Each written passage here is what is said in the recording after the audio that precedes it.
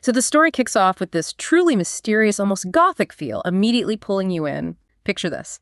Way out on the ocean, a fishing trawler hauls up this rusting Iron Maiden from the deep. And when they finally manage to wrench it open, out tumbles Quynh, an immortal warrior trapped in that metal coffin underwater for 5 agonizing centuries. 500 years. It's almost unimaginable. Meanwhile, the old guard, Andy, Nile, Joe, Nikki, and their crucial human ally, Copley, they're still out there, still trying to protect humanity in their own way. Doing their thing.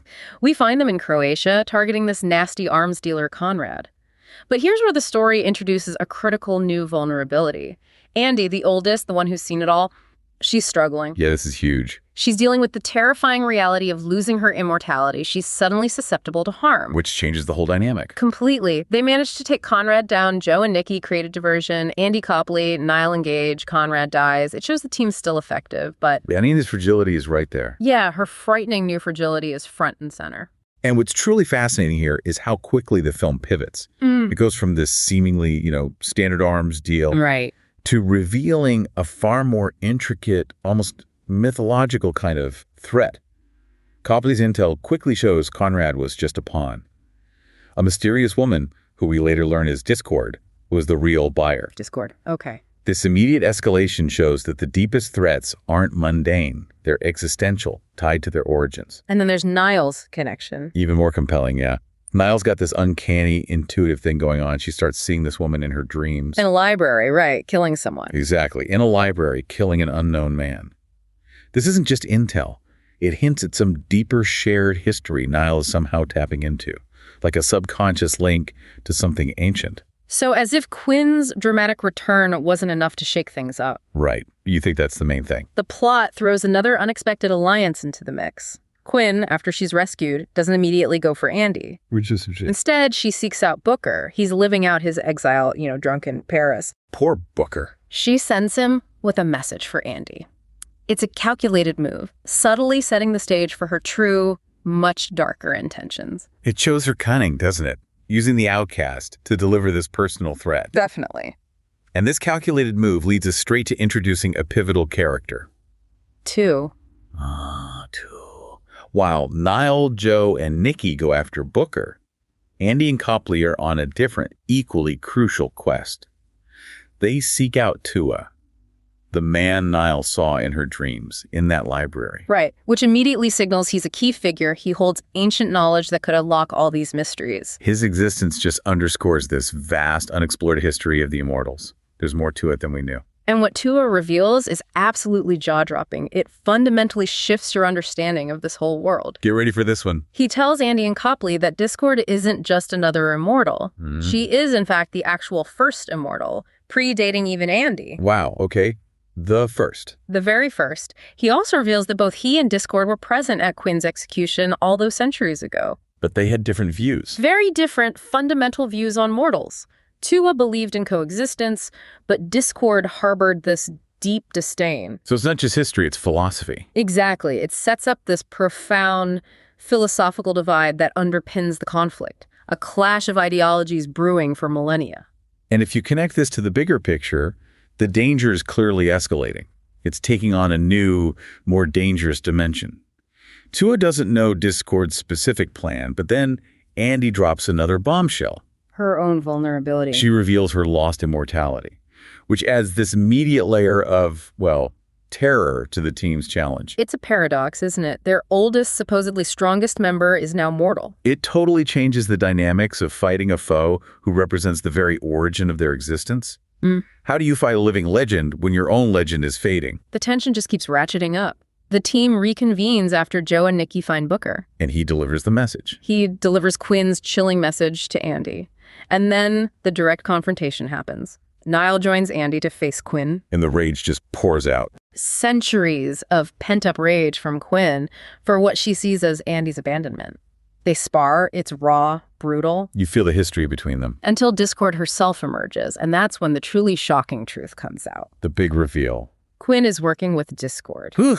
After 500 years of supposed torment, that's a twist. A betrayal nobody saw coming. Later, Nile has this chilling encounter with Discord in a church. Yeah. What happens there? Discord proudly proclaims herself the first immortal and chillingly suggests Nile will be the last. Whoa. That's direct. A direct threat to the whole lineage of immortality. The stakes have never been higher. Okay, so here's where the narrative introduces a really game-changing concept about immortality itself. This was fascinating. Tua later theorizes to Booker that Nile might possess this groundbreaking, kind of terrifying new power. Which is? The ability to remove another immortal's immortality simply by wounding them. Just take it away. Yeah. This isn't just an interesting twist. It fundamentally alters everything they thought they knew about their existence.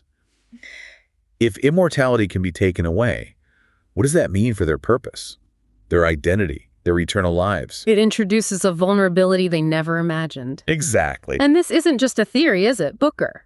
He puts it to the test. Booker, always pushing boundaries. Maybe desperate for a way out himself. Who knows? He challenges Nile to a sparring match. Seems innocent enough.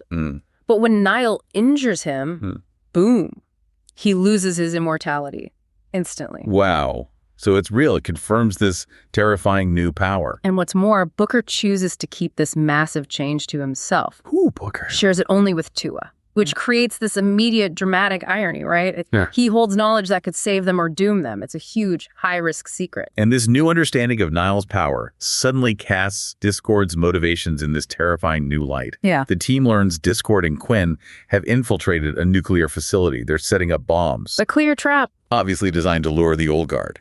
And Discord's true aim is revealed. She lost her own immortality at some point.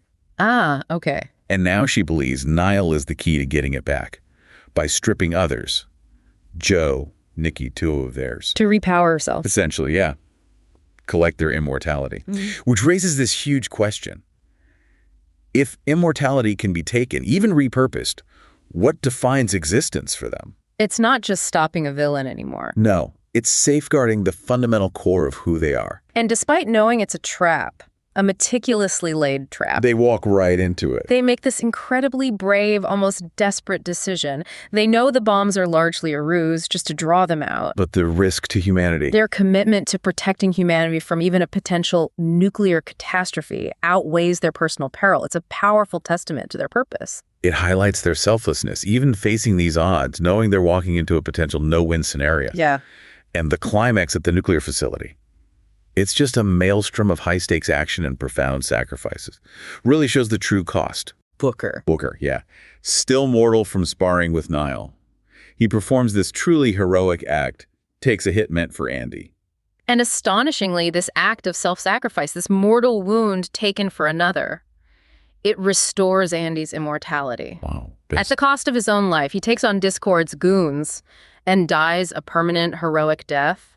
It's tragic. A huge turning point. Yeah. And meanwhile, Nile's fighting Quynh. A fierce battle. And in another shocking turn, Nile wounds Quynh. And Quynh loses her immortality, too. Yeah, just like Booker did. But the fight isn't over. Discord manages to injure Nile. And escapes. With her captives Nile, Tua, Joe, and Nikki, leaving the fate of like half the main characters hanging precariously in the balance. Devastating. A narrow victory turned into a profound loss. So the narrative shifts then to this powerful, surprising close, focusing on the aftermath, the unexpected paths forward. We find Andy returning to Tua's library, reeling from everything, the fight, Booker's death. Yeah, she must be shattered. But she's not alone. She's met by someone she never expected to see there. Let me guess. A now mortal Quynh. Stripped of her power. It's poignant. It strips away the centuries of power, leaves them both kind of exposed. And what's truly fascinating here is the reconciliation that happens. Yeah, this was unexpected. Between Andy and Quynh. After centuries of animosity, Quynh feeling abandoned, the recent betrayal, they find common ground. Shared loss. Shared loss, exactly. And a formidable common enemy in Discord. This is a huge transformative shift in their relationship, moving from bitter adversaries to something like allies, forged in this crucible of shared adversity. It really highlights that theme. Sometimes the greatest strength isn't power, but unity, even unexpected unity. Yeah, especially facing overwhelming odds. And that brings us to this thrilling setup for what comes next. A future built on a fragile but powerful new alliance. Andy and Quynh. Two of the most ancient figures, now united, not by blood or old pacts, but by shared loss and common purpose. A formidable duo. Despite their tumultuous past, they set off together to confront Discord. It sets up this thrilling next chapter, driven by this new kind of alliance born from necessity.